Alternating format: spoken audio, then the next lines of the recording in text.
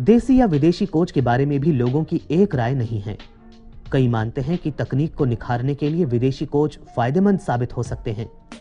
कईयों का मानना है कि खिलाड़ियों की ट्रेनिंग से पहले देश में कोच तैयार होने चाहिए जो खिलाड़ियों के परिवेश को समझ सकें। कई मानते हैं कि तकनीक को निखारने में विदेशी कोच की बड़ी भूमिका होगी। फॉरेन कोचेस 82 से आ रहे हैं, लेकिन मुझे अफसोस के साथ कहना पड़ता है कि किसी फॉरेन कोच ने कोई रिजल्ट नहीं दिया। एक फॉरेन कोच को लाना चाहिए जो नेशनल को ट्रेनिंग देता, वो कोच नहीं चाहिए। जो बच्चों को उठा के एक लेवल में ले जाता, ऐसा कोच को ले आना चाहिए। उसको ले आके ये पूरा एकेडमी उसके अंडर में दे देना चाहिए। वो घूम के वो अपना तरीके से टीम को कैसा ग्रूम करना वो सिखाते रहेंगे, घूमते रहेंगे। ये कोशिश अगर करेंगे, मेरे ख्याल में 4-5 साल के अंदर फिर अब हम कुछ टैलेंट प्रोड्यूस कर सकते हैं। टैलेंट्स प्रोड्यूस करने में ऑटोमेटिकली हमारा इंडियन फुटबॉल स्टैंडर्ड ऊंचे जाएगा। बिग बैकग्राउंड से हम लोग का है कि फॉरेनर कोच को लाना, क्योंकि फॉरेनर कोच को लाने से हम लोग का जो कोचेस है उनको चांसेस नहीं मिल रहा, और उनको चांसेस नहीं मिल रहा तो then totally football is out of our hand. तो I will request to federation बोलो, आई रिक्वेस्ट टू गवर्नमेंट कि please look at the our talent also.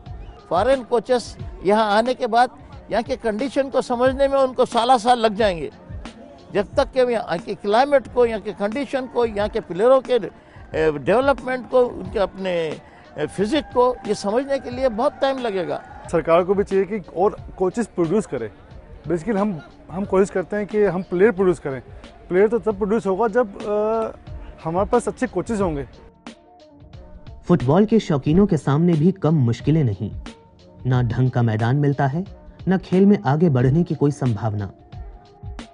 जहां भी खुले मैदान का कोई टुकड़ा बचा, वहां पर बच्चे खेलते हुए नजर आ जाते हैं। इन स्कूली बच्चों की आंखों में रंगीन सपने हैं, देश के लिए खेल पाने का सपना। अभी खेल तो रहे हैं, लेकिन भविष्य का कोई ठिकाना नहीं। फ्यूचर में प्लान है इंडिया का नाम ज़्यादा बढ़ाना है। फुटबॉल में स्कोप प्लान है इंडिया में, लोगों को भी दिखाना है कि सिर्फ क्रिकेट नहीं है, फुटबॉल भी एक स्पोर्ट है। Better than most of the sports, और इंडिया में क्रिकेट बहुत ज़्यादा खेलते हैं हम। No interest in any other sport. मुझे फुटबॉल बहुत पसंद है। मुझे ये गेम बहुत पसंद है। आई नो दैट इंडिया में इतना स्कोप नहीं है, but still I plan to go outside and play, and we also go for foreign trips from this club, and I prefer playing football than any other sport. Football मुझे पसंद है और मैं India के लिए खेलना चाहता हूँ। I want to play for India. अगर इनकी प्रतिभा को निखारा नहीं गया, तब तो भविष्य के लिए कोई भी उम्मीद ही नहीं बचती। जो लोग अपने बच्चों को फुटबॉल में आगे बढ़ाना चाहते हैं, उनके आगे कोई रास्ता है ही नहीं। न कोई क्लब सिस्टम है जहां प्रतिभा को मौका दे, निखारा जाए, न कोई भविष्य जिसके लिए बच्चे पसीना बहाएं। Football is an amazing sport, primarily because it's called the sport of the poor. It's a sport that anyone can play. You just need a ball and you need a field, and that's all. And that's the kind of sport that a country like India really needs. And it requires team playing, which I think is an incredible thing and something that kids don't get to learn in school anymore. There's so much of emphasis laid on academics, but the importance is in really becoming good human beings, having good values, and just getting out there and playing. It's a proven fact that children who are involved in sports, especially team sports, stay out of crime, stay out of drugs, and overall have a much stronger value system. Delhi में देखिए, हर माँ बाप चाहते हैं कि हम अपने बच्चों को खिलाएं। बहुत अच्छा परफॉर्मेंस होता है, बहुत अच्छे बच्चे खेलते हैं। यहाँ तक जगह नहीं मिलती माँ बाप को कि हमारे लड़के की एंट्री हो, खोजते रहते हैं। स्पोर्ट्स पर चाहिए हमारे सरकार को, चाहे वो दिल्ली की सरकार हो, चाहे वो भारत सरकार हो, चाहे भारत सरकार और अदर स्टेट्स में हो, फुटबॉल को, स्पोर्ट्स को बढ़ावा दे। स्किल डेवलपमेंट के मामले में इससे बड़ा कोई योगदान नहीं हो सकता। घरेलू स्तर के फुटबॉल को विकसित किए बगैर फुटबॉल को लोकप्रिय बनाना मुश्किल है। इसका बड़ा दर्शक वर्ग तैयार करने के लिए खास रणनीति की जरूरत होगी। ये खेल कभी पूरे देश में खेला जाता था, धीरे धीरे ये बंगाल, गोवा और पूर्वोत्तर के इलाकों में सिमट कर रह गया। कोरिया, जापान जैसे देशों का घरेलू फुटबॉल काफी विकसित हो गया है। भारत में भी घरेलू लीग को एक बार फिर जिंदा करना होगा। इंडियन लीग की शुरुआत को लेकर भी उम्मीदें की जा रही हैं। फिलहाल इसमें 38 टीमें खेल रही हैं। इस सीरीज में भी एक समस्या सबके सामने आई। फ्लड लाइट्स की कमी से सभी फुटबॉल मैच शाम होने से पहले ही खेले जाते हैं।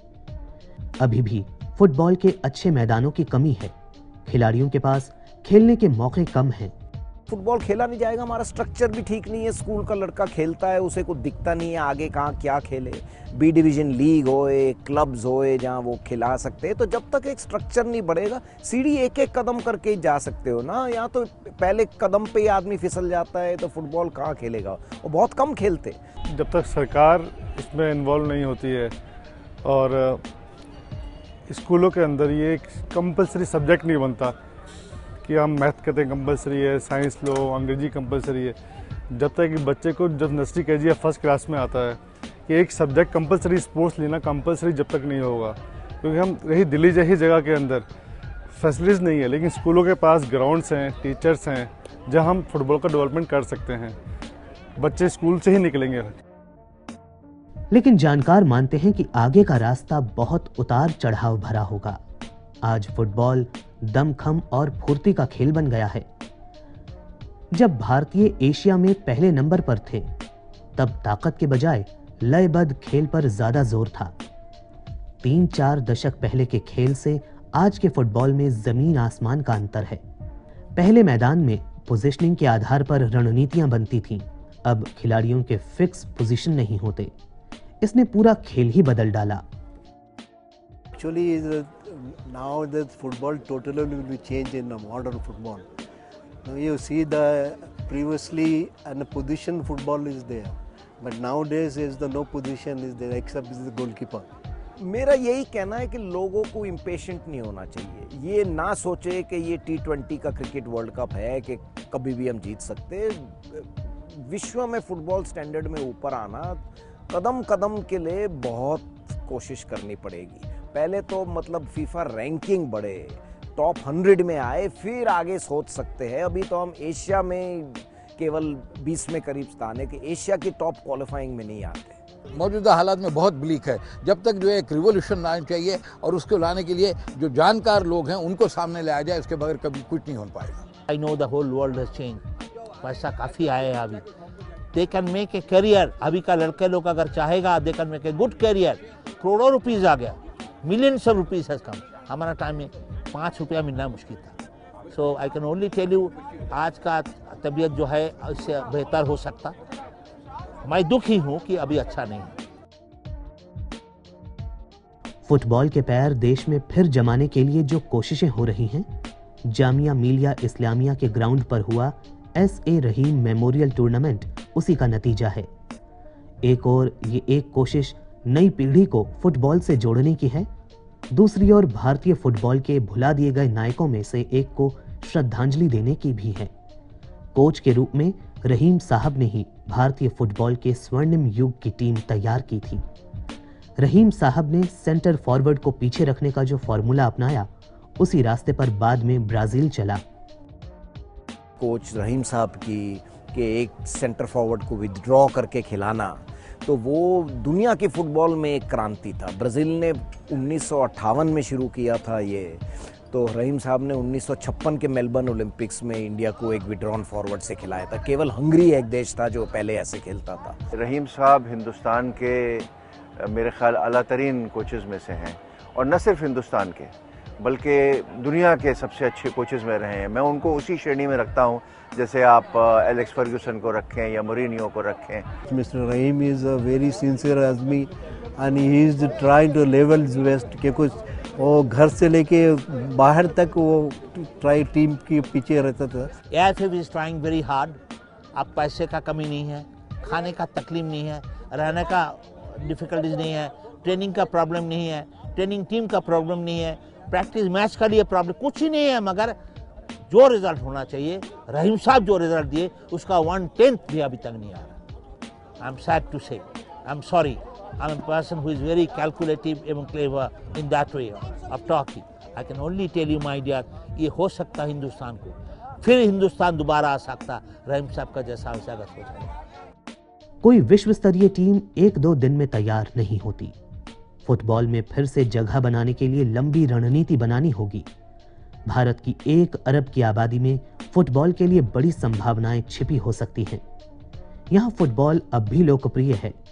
आखिर पूरी आबादी में सारे तो क्रिकेट के दीवाने नहीं हो सकते।